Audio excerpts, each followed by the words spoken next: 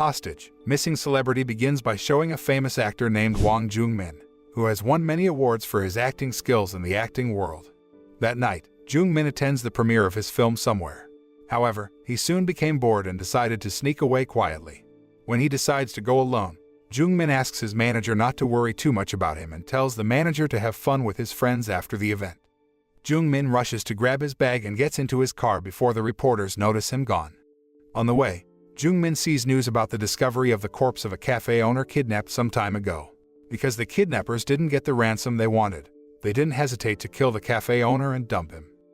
Before heading to his house, Jung-min stops by his regular convenience store to buy a drink. A convenience store employee familiar with Jung-min then tells him about the news of the kidnapping going viral because one of the kidnapped victims was found dead. He tells Jung-min that the kidnapper still has one more hostage, a female assistant named So-yeon, whose fate is unknown, while showing him a photo of her. The employee stated that the police were incompetent in handling the kidnapping case because the victim was eventually killed.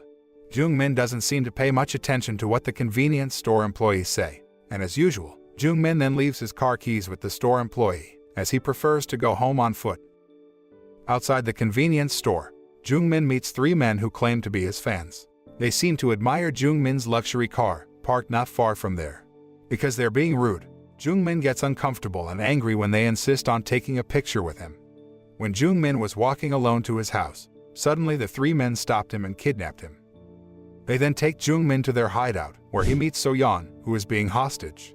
Jung-min doesn't seem to have realized that he was being kidnapped and instead thinks that the kidnapping gang is a YouTuber who is creating content. One of the kidnappers, a man named Dong-hoon, looks annoyed that Jung-min underestimates their seriousness, so he slaps him a couple times. Jung-min finally realizes that he is being kidnapped by a gang of ruthless kidnappers who killed the male cafe owner. Not long after, the leader of the gang, a man named Ki-won, came to see Jung-min and demanded a ransom from the actor. He threatens to kill him if they don't receive the ransom money in time. To show that he's not messing with his threats, Ki-won then shows video footage of savagely killing the male cafe owner some time ago.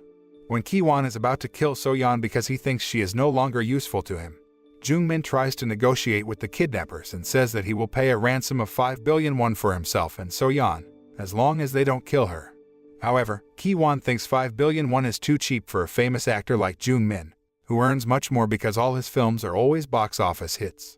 Jung-min says that he can't give out more than 5 billion won if they only give him a deadline tomorrow, because he's constrained by the maximum number of withdrawals at the bank in a day. Meanwhile, in another place, a policewoman named Yo-na was investigating the kidnapping case of the male cafe owner. She managed to find clues about the vehicle used by the kidnappers. Yo-na and her team managed to get a clue about Dong-hoon through CCTV camera footage, but they didn't know about Jung-min, who had been kidnapped by Dong-hoon's gang. The scene then switches and shows one of the kidnappers, a man named Yang-tae, asking Jung-min to say his favorite dialogue in one of his films. Yang-tae turns out to be a big fan of Jung-min, so he knows all about Jung-min's movies. Not long after, Dong-hoon arrives and asks about Jung-min's credit card. Jung-min says that his wallet is at home and asks them to look for it themselves. Seeing Jung-min's seemingly unafraid attitude towards those who kidnapped him, Ki-won becomes suspicious of Jung-min and assumes he might be up to something.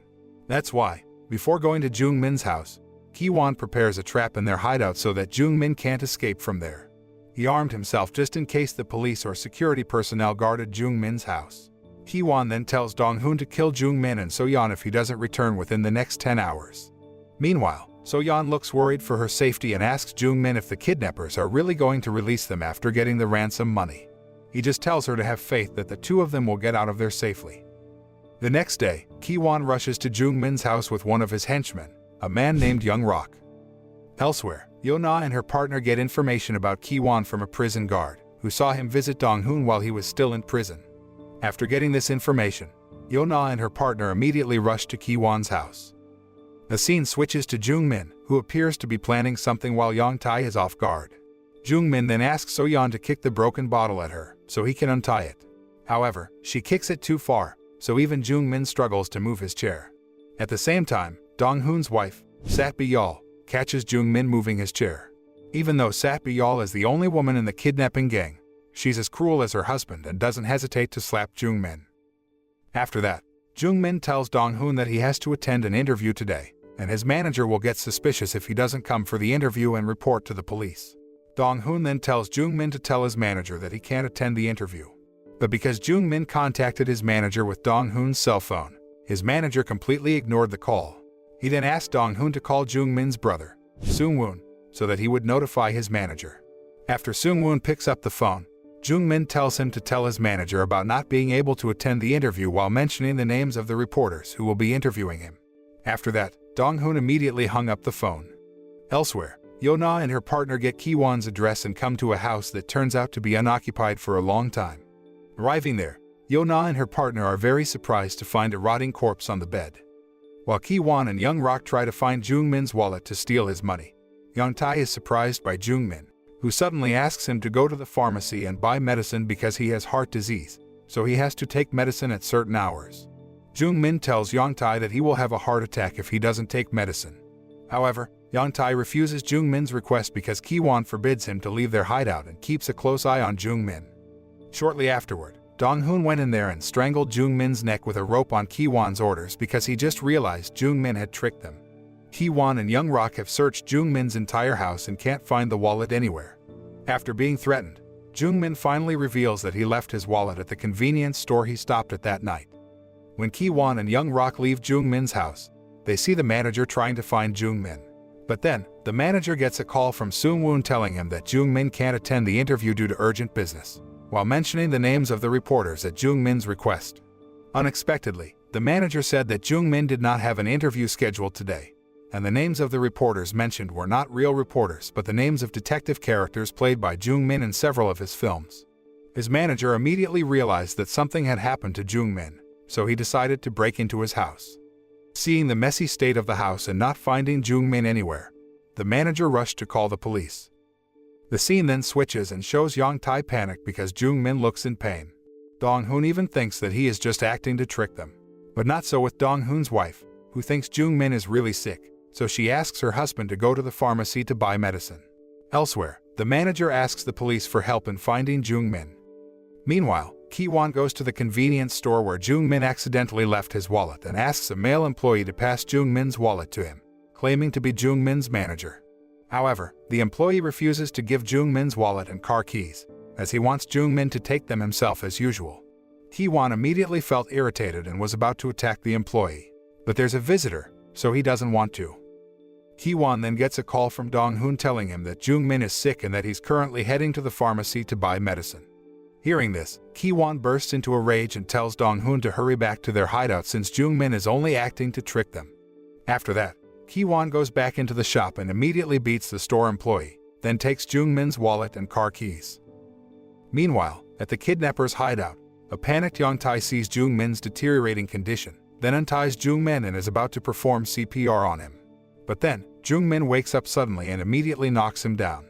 After successfully knocking Young-tae unconscious, Jung-min immediately frees So-yeon, and they rush out. However, their escape was immediately caught by Sat-byul, who chased and pointed a gun at them.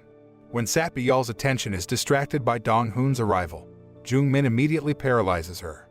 So-yeon quickly picks up the gun that fell to the ground and then shoots Sat-byul.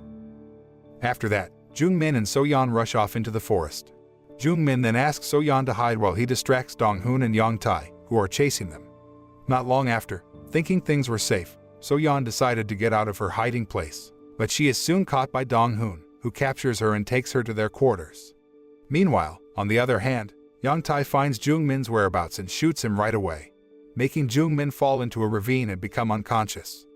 Elsewhere, Ki-won is having trouble withdrawing cash from Jung-min's bank account because Jung-min is tricking him again. When he was about to leave, Ki-won saw the arrival of the police, who managed to track him down. However, when Yeona and her partner are about to arrest Ki-won, they are surprised by the arrival of Young-rok, who directly hits them with his car. The chase between the kidnapping syndicate and the police was inevitable. After causing multiple accidents, Young-rok loses control of his car and then crashes into a nearby building. When the police arrest Young-rok, Ki-won manages to escape after detonating a homemade bomb and tricking the police. Young-rok is then taken to the police station for questioning. However, Young-rok chose to remain silent and ended his life by drinking the poison he had prepared beforehand. The scene then switches to Jung-min. He finally wakes up after a long period of unconsciousness at the bottom of the abyss. Because Young-tae's bullet hit his right thigh, Jung-min had difficulty moving. However, Jung-min realizes that he has to get out of there before the kidnappers discover his whereabouts. While walking in the middle of the forest, Jung-min meets an old man who lives in a hut. He tries to ask the old man for help but instead locks Jung-min in his hut and calls the police, hoping for a big reward for finding a famous actor who got lost in the woods. However, the police did not believe the call from the old man because it turned out that he often contacted them to give false reports. Not long after, Dong-hoon arrived and asked the old man where Jung-min was. However, the old man chased Dong-hoon away instead. When the old man was about to free Jung-min, suddenly Dong-hoon reappeared and immediately beat the old man unconscious. Dong-hoon and Yong-tae then catch Jung-min and take him back to their hideout. Later that night, Ki-won calls Dong-hoon and asks him for an authentication code to access Jung-min's bank account. But Dong-hoon instead tells Ki-won about his wife's dying condition.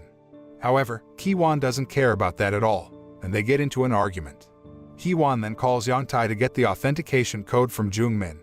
But Jung-min refuses to tell him that because now he knows that Ki-won and his gang have become fugitives from the police, and it's only a matter of time before the police catch them all.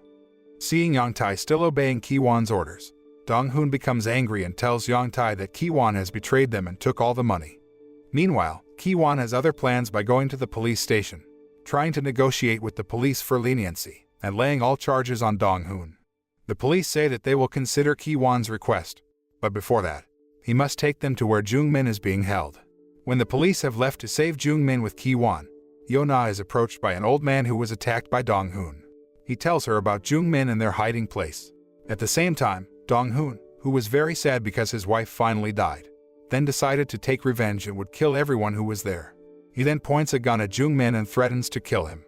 Feeling threatened, Jung-min begs Dong-hoon not to kill him. But then, Yong-tae comes there, hits Dong-hoon on the head, and knocks him out. However, after Yong-tae frees Jung-min and So-yeon, he is killed instead by a fast-rising Dong-hoon. Seizing the opportunity when Dong-hoon has not fully recovered, Jung-min immediately takes So-yeon away from there and hides somewhere. At the same time, Ki-won turns out to be taking the policemen to a warehouse near their hiding place that had previously been set with traps, so the place explodes and kills most of the police. Ki-won then took the opportunity to escape and went to where Jung-min was being held. Meanwhile, Dong-hoon finally finds out where Jung-min is and takes him away from there. However, Ki-won gets there first and kills Dong-hoon right away. At the same time, Yo-na arrives there and tries to stop Ki-won. The two then engage in a fierce fight, in which Ki-won beats Yo-na to a pulp. Not remaining silent, Jung-min then helped Yo-na face Ki-won until finally, he managed to kill Ki-won. Not long after, the police came to the location to secure the situation. Jung-min and So-yeon finally managed to survive their sadistic kidnapping. 2 years later, Jung-min is seen visiting the set of the film Seung-woon, where the story idea for the film comes from a true story experienced by Jung-min. When Jung-min saw the actor who played Ki-won, the past trauma he had experienced suddenly resurfaced and haunted him. The moral that can be learned from this movie is, if we are wealthy public figures, we should never be alone in public because we are easy targets for kidnappers who want to take advantage of us.